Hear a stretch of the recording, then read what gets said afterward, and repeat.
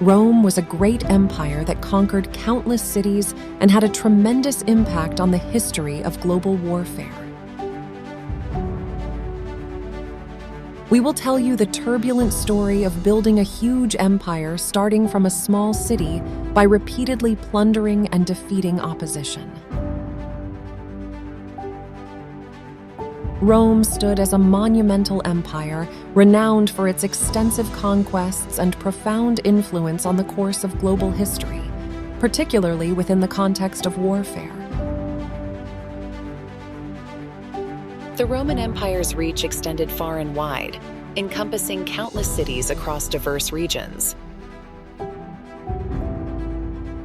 Through strategic military campaigns and diplomatic endeavors, Rome solidified its dominion over vast territories, leaving an indelible mark on the map of human civilization.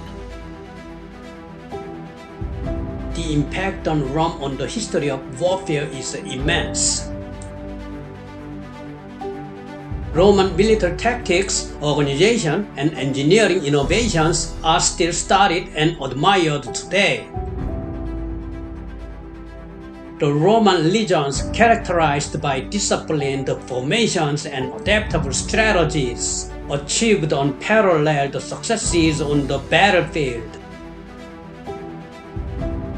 Additionally, the construction of a vast network of roads, fortifications, and infrastructure facilitated swift movement and communication, aiding in both conquest and governance. Rome's legacy in shaping world history through warfare is undeniable. The echoes of its military strategies, governance systems, and cultural assimilation can be traced across centuries, leaving an enduring legacy that continues to influence contemporary thought and global affairs. Rome, which was so powerful, began its long journey to glory in the 7th century BC, when a small country was founded on the Tiber River in the center of the Italian peninsula. Hi, Tony. It is said that Romulus, who grew up drinking wolf's milk, killed his brother and founded Rome, which was named after him. Are these legends correct, Tony? Yes, Gina, that's correct. That is the legend of Romulus and Remus, the twin brothers who were nursed by a wolf and founded the city of Rome. According to the legend, the brothers were abandoned as infants and left to die on the banks of the Tiber River. However, they were found and raised by a wolf who kept them safe until they were found by a shepherd. The shepherd raised the brothers as his own children, and they grew up to be strong and brave men. One day, the brothers argued over where to build a new city. Romulus wanted to build it on the Palatine Hill, while Remus wanted to build it on the Aventine Hill. The argument escalated, and Romulus killed Remus. Romulus then went on to build the city of Rome on the Palatine Hill, and he named it after himself. The legend of Romulus and Remus is the foundational myth of Rome. Anyway, Rome was founded as a small city-state beside the Tiber River after twists and turns in its history. At first, Rome was ruled by the king like any other country, but as time passed, smart and powerful nobles formed a separate group to check the king's power. Their meeting was the famous Senate. Later, they drove out the king and established a republic. To put it simply, the country was not going to be ruled by a king, but by a group of nobles. As time passed, Rome continues to wage war to conquer the neighboring countries and gain more land and resources. At this time, In Macedonia, next to Rome, King Alexander had already shown the spirit of conquest in the great empires of Greece, Persia, and India at a young age in his 20s. After the death of King Alexander, Macedonia was divided into separate kingdoms by his subordinates. Rome first gained control of the Italian peninsula by conquering the nearby south and north. War was then declared against the mighty Carthage, which controlled the western Mediterranean.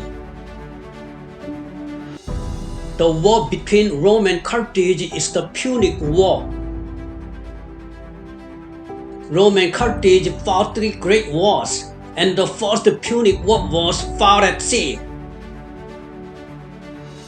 They fought each other over the huge island of Sicily, and the Roman army, which had developed a naval power comparable to that of Carthage, won the Battle of Aegae and pushed Carthage out.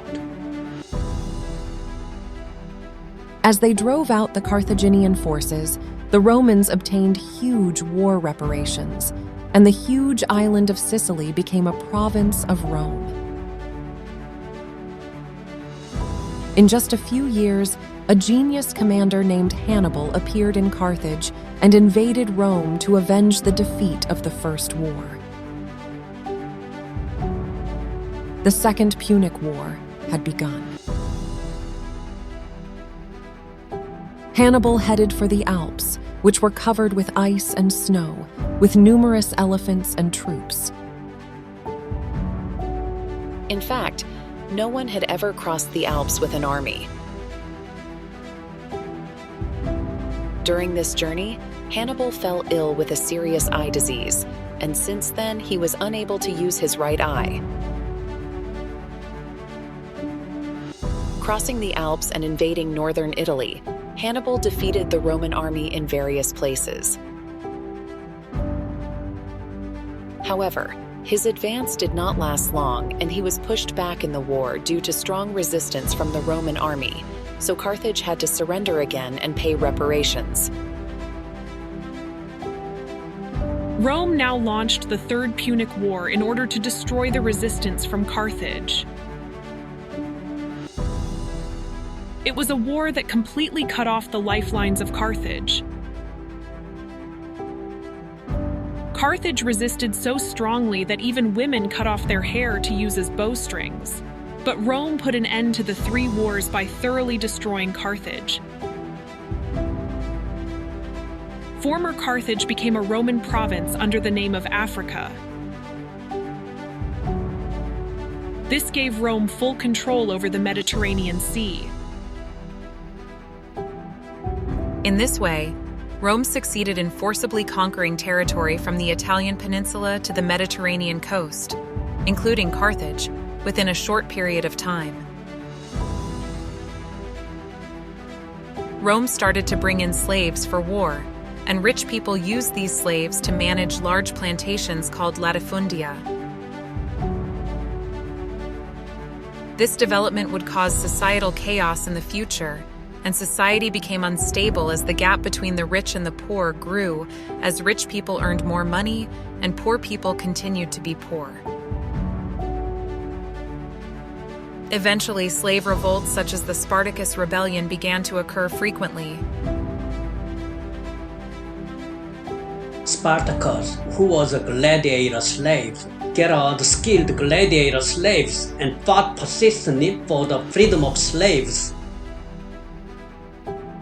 With dozens of gladiators joined the forces, Spartacus' power grew stronger and came to dominate southern Italy within a short period of time. However, they were eventually suppressed, and 6,000 captured prisoners were publicly executed by crucifixion on the Appian Way. Since then, Roman society was divided into 2 factions, the aristocrats and the commoners, and became more chaotic as confrontation occurred. At this point, a leader emerged who transformed the Roman Republic into the Roman Empire. He was the person who laid the foundation for the birth of a monarchy in Rome, which was ruled by aristocrats. He was Julius Caesar. He belonged to the plebeian faction, leading his troops to occupy Gaul, located in present-day France, and Britannia in what is now Britain, strengthening the plebeian faction. Even within Rome, as the conflict between the patrician and the plebeians spread to civil war, Pompey, who held power in the aristocratic faction, feared that Caesar's power would grow stronger. Pompey ordered Caesar to disband his army.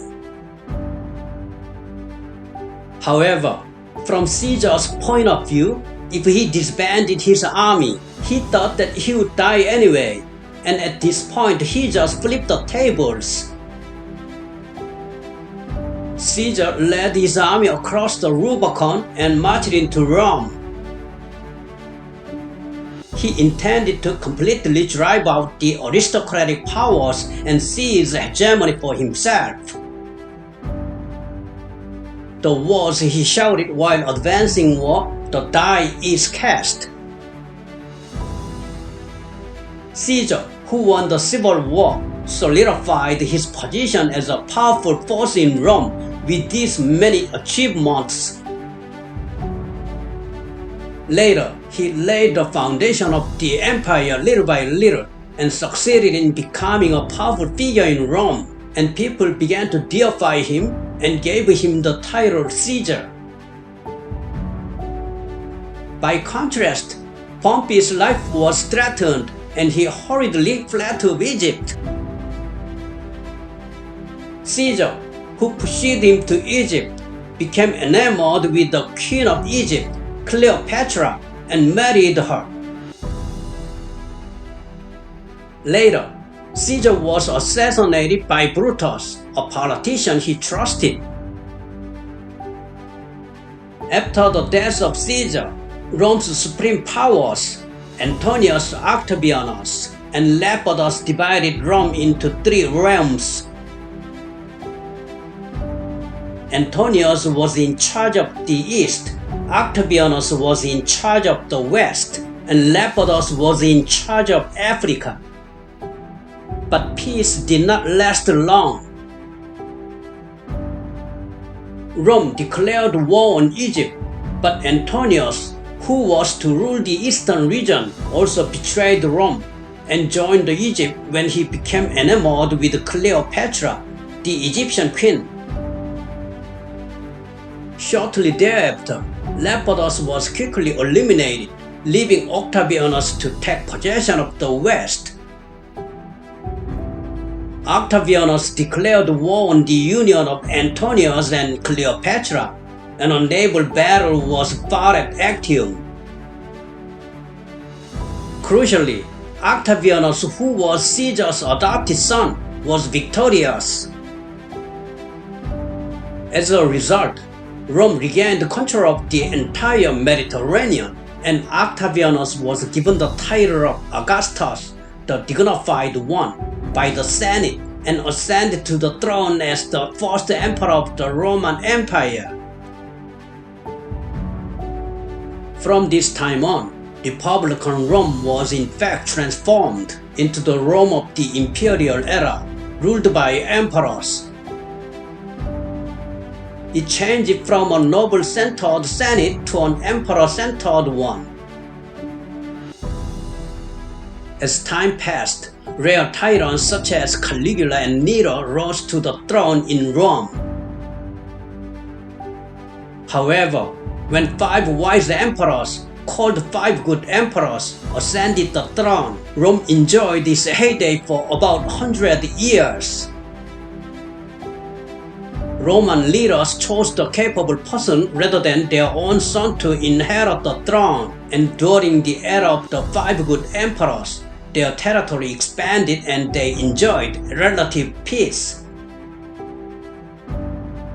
As the era of the 5 good emperors passed and commodus reigned in the latter years, Rome began to decline. In Rome, powerful and high-status soldiers took the place of emperor and repeatedly killed each other, leading to a period of confusion in which 25 emperors ruled in a span of 50 years. Slavery was a major part of the Roman economy. Slaves were used for a variety of purposes, including agriculture, mining, and domestic work. They were also used as gladiators in the Colosseum. As Rome's wars of conquest declined, the supply of slaves also dwindled, making it difficult for wealthy landowners to manage large plantations. Then, over 200 years in Northern Europe, a great migration of Germanic tribes began. They continued to invade into the south, including Rome and Greece, to occupy territory, adding to a chaotic situation where Rome had to defend against them. Meanwhile, Roman Emperor Theodosius, who was engrossed in religious policy without preparing to defend against the invasion of Germanic tribes, divided Rome into east and west between his two sons before he died. Rome was in fact completely divided by the two sons into Eastern and Western Rome, as if each were a separate state, and was now on the path of downfall.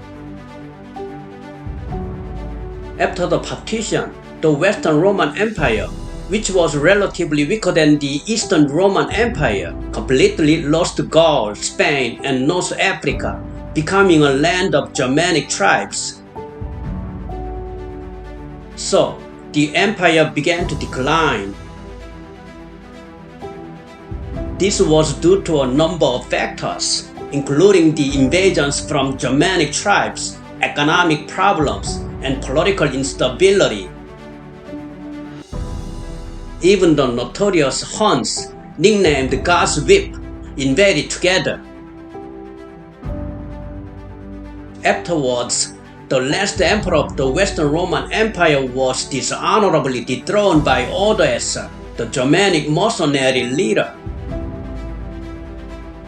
In 476 AD, the Germanic chieftain Odoacer deposed the last Western Roman emperor Romulus Augustulus and declared himself king of Italy. This event is often seen as the end of the Western Roman Empire. Later, Charles the Great was crowned emperor of the Western Roman Empire by the Pope of Rome, but it was only nominally the Roman Empire, and completely different from the Roman Empire of the past. At the same time, the Eastern Roman Empire also suffered a great crisis from being attacked by various tribes, but managed to survive and gradually accumulate national power centered on Byzantium, the capital of the Eastern Roman Empire at the time. This was the beginning of the Byzantine Empire, which was widely known throughout history. Later, Emperor Constantine the Great renamed Byzantium Constantinople. In the 6th century, Justinian the Great, who revived the Byzantine Empire, appeared.